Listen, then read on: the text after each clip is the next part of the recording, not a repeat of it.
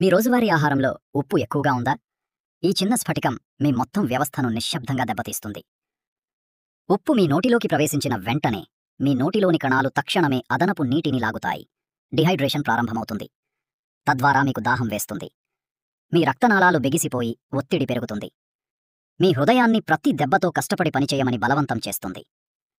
మూత్రపిండాలు ఓవర్లోడ్ను ఫిల్టర్ చేయడానికి కష్టపడతాయి. విష పదార్థాలు ఎక్కువసేపు ఉంటాయి. నిశ్శబ్దంగా మీ వ్యవస్థను నొక్కి చెబుతాయి. ఆ అదనపు ఒత్తిడి నేరుగా గుండెను తాకుతుంది. కాలక్రమంలో వైఫల్యం దాచిన ప్రమాదాన్ని పెంచుతుంది. ఉప్పు మీ మెదడులోని చిన్న నాళాలను బలహీనపరుస్తుంది. నిశ్శబ్దంగా స్ట్రోక్ మరియు జ్ఞాపకశక్తి సమస్యల ప్రమాదాన్ని పెంచుతుంది.